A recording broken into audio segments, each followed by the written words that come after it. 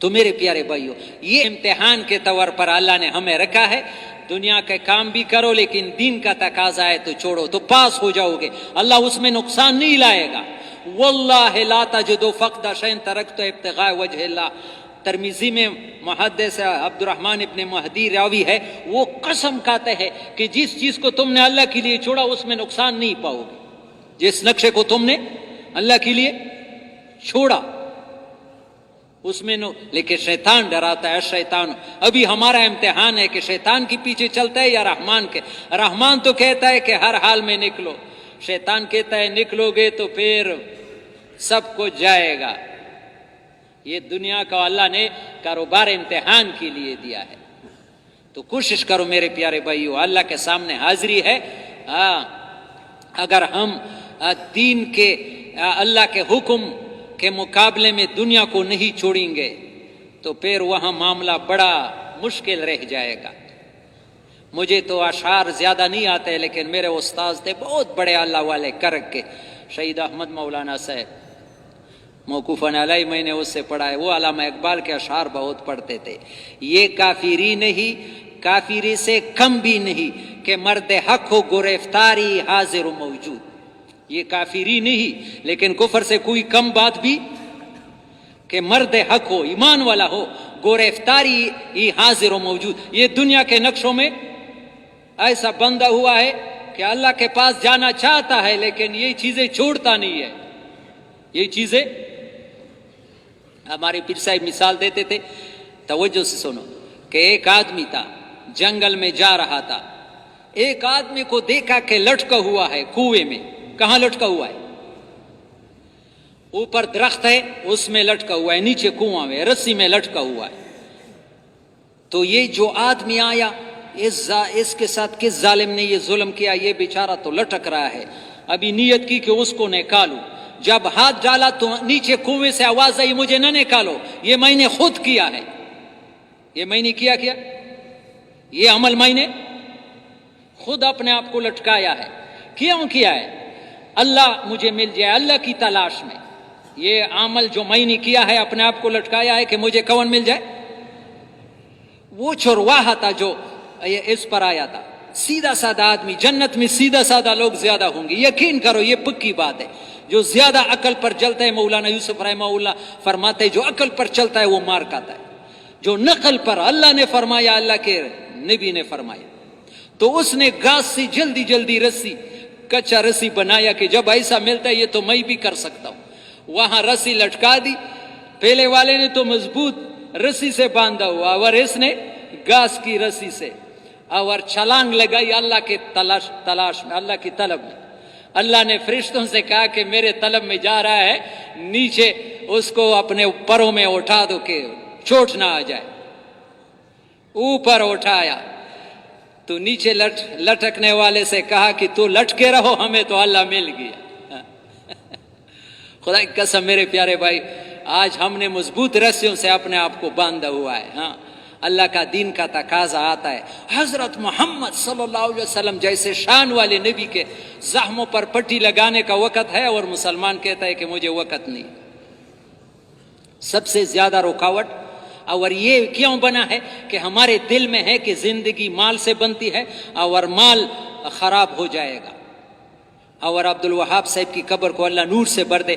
یہ بات یقین کرو میرے پیارے بھائیو، بات حق ہے، چاہے تمہیں کڑوی لگے، خدا کی قسم آج تمہیں سمجھ نہیں آتی، کل سمجھ آئے گی، لیکن پھر وقت گزرا۔ جس آدمی کے دل میں یہ بات بیٹھی ہوئی ہے کہ زندگی مال سے بنتی ہے، اللہ 24 گھنٹے اس سے ناراض۔ اللہ 24 گھنٹے، ہاں، زندگی اللہ بناتے ہیں، اور اللہ بنانے کا راستہ اعمال ہے، صحیح اعمال پر اللہ بناتے ہیں، حضرت محمد صلی اللہ علیہ وسلم کی طریقے پر بناتے ہیں۔ اتنے چھوٹے چھوٹے اعمال پر وعدے ہیں۔ ایک صحابی نے کہا، یا رسول اللہ، انی احب ان یوسع اللہ فی رزقی، میں یہ چاہتا ہوں کہ اللہ میرے رزق کو کھول دے، میرے رزق کو تنگی دور ہو جائے، آسان۔ تم علی طہارۃ یوسع فی رزقک، ہمیشہ بوضو رہو، تمہارا رزق کھول جائے گا۔ یہ کس کا بتایا ہوا نسخہ ہے؟ حضرت محمد صلی اللہ علیہ وسلم نہیں استعمال کرتے۔ کوئی بوضو رہنا کوئی مشکل ہے؟ کتنا پاک صاف رہو گے. ادھر شاید بیٹا ہوگا, ایک آدمی ہے, اس کا بیٹا امریکہ میں ہے, مجھے کسی نے بتایا, پھر میں اس کی دکان پر گیا ادھر چونگی میں کہ تاکہ ان سے سن لوں. امریکہ وہاں ایک سٹور میں ہے امریکہ میں. پھر میں نے ان کے زبان سے خود ان کانوں نے سنا کہ وہاں امریکہ میں یہ 4-5 مہینے پہلے کی بات ہے, بعض لوگ وہ کرنٹینا میں ڈالنے کے لیے وہ جاتے نہیں ہے تو ٹیسٹ کرنے کے لیے, تو بعض وقت ٹیم ہوتا ہے اور وہ ہوتا ہے پولیس والے راستے میں لوگوں کو گھیرا ڈالتے ہیں اور سر پر وہ رکھتے ہیں کہ ہے یا نہیں. وہ اس نے بتایا مجھے کہ میرا بیٹا کہتا ہے کہ 90 آدمی تھے, سب میں شکایت نکلی کرونا کی, اور مجھ پر جب مشین لگایا کچھ بھی نہیں, دوبارہ لگایا, پھر مجھے کہا تم نے کون سی دوائی استعمال کی؟ میں نے کہا میں 5 وقت وضو کرتا ہوں اور آیت الکرسی پڑھتا ہوں, نماز پڑھتا ہوں. تو پولیس والوں نے کہا ان سے کہ تم بھی ان جیسا کرو نا. ہمارے ساتھ خدا کی قسم ایسے نسخے جو امریکہ کے ساتھ نہیں ہے, لیکن مسلمان اس پر یقین نہیں ہے. ایک وضو سے تمہارا, ایک استغفار سے خدا کی قسم تمہارے سارے مسئلے حل ہوتے ہیں. یقین کرو, تم 300 مرتبہ استغفار روزانہ پڑھ لیا کرو. نبی کا بتایا ہوا نسخہ ہے, پکا حدیث ہے, سارے پریشانیاں دور ہوتی ہے. ادھر میں مرکز وضو کی جگہ پر جا رہا تھا, باہر بیان تھا, ایک آدمی آپ جیسے عمر کا تھا, 40-45 سال. مجھے کہا تمہارے 2 باتوں سے مجھے بڑا فائدہ ہوا. ایک, تو وضو میں پانی کم استعمال پر بہت زور دیتا ہے. میں ہر وقت بیان میں یہ یاد رکھو میرے پیارے بھائی, میں نے پہلے کہا کہ جو بات سنو عمل کی کوشش کرو.